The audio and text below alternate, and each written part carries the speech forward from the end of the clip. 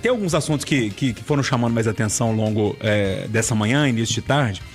E um deles, me parece que é um dos assuntos do dia. Lógico que tem assuntos importantes, a questão do IOF que está rolando, tem ainda toda a questão que envolve o resgate do corpo, e agora para entender qual foi a causa da morte daquela moça que caiu naquele vulcão lá na Indonésia.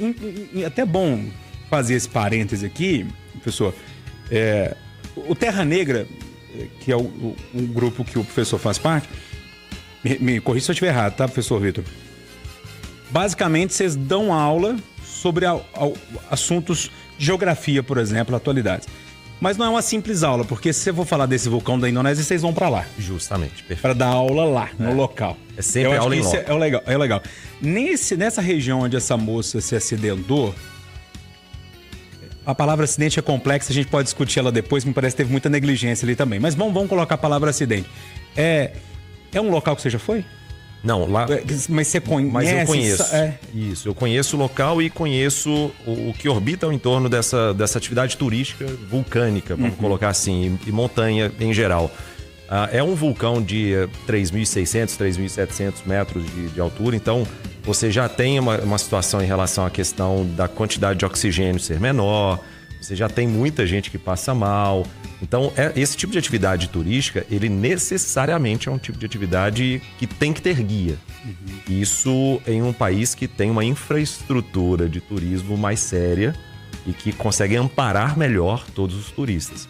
Além disso, tem uma situação muito delicada nesse vulcão especificamente, porque a gente já teve amplas experiências até em ambientes de guerra. A gente foi para a Síria dar aula sobre a Guerra Civil da Síria. A gente foi para a faixa de Gaza dar aula sobre a faixa de Gaza. E a gente subiu um vulcão de 5.600 metros de altura para poder falar sobre o vulcão.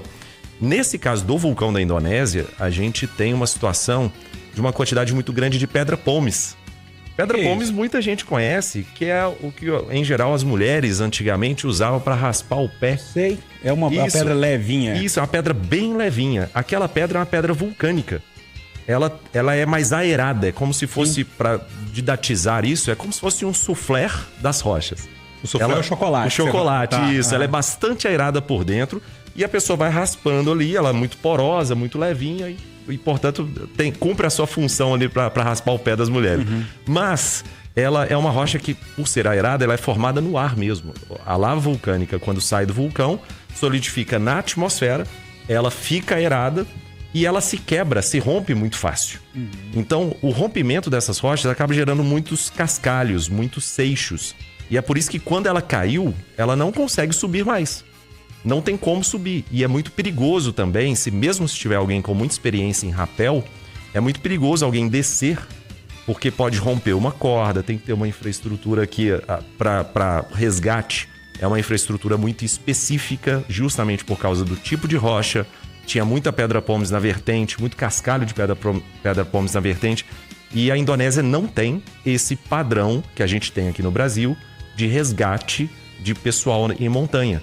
Se você eventualmente vai para a Serra da Mantiqueira, para a Serra do Mar, até aqui para a Serra do Cipó, ou para a Serra do Curral mesmo, a gente tem bombeiros militares que são treinados para isso, a gente tem helicóptero, a gente tem uma capacidade de pessoa e também de tecnologias à disposição para poder resgatar essas pessoas. E lá foi bem complicado. E lá foi muito complicado. E tanto é que foram voluntários os responsáveis, foi um grande voluntário, um montanhista experiente, para tirar o corpo dela.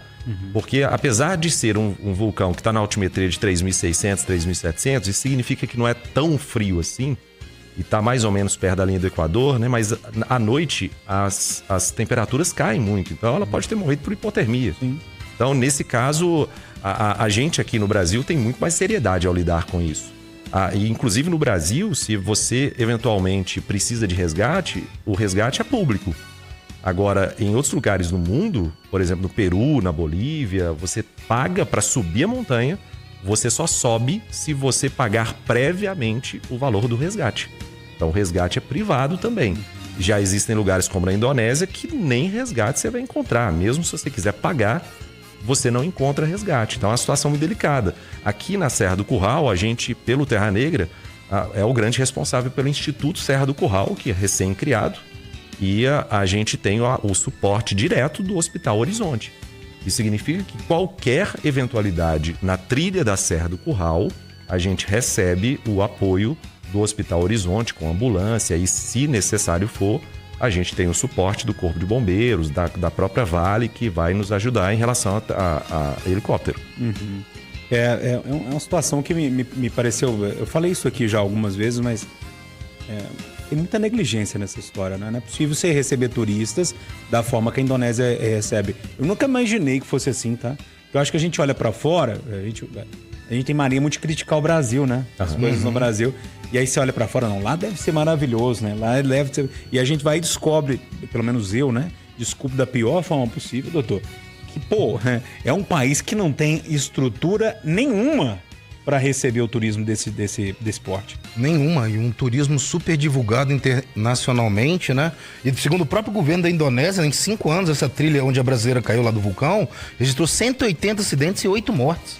Então é uma região com histórico muito perigoso mesmo, né? E você vai vendo as notícias, são guias totalmente assim, pessoas despreparadas, sem estrutura, parece que carregam mochilas pesadas, tem crianças que participam da trilha para ajudar os pais ali que são guias, tudo muito arcaico, muito primitivo.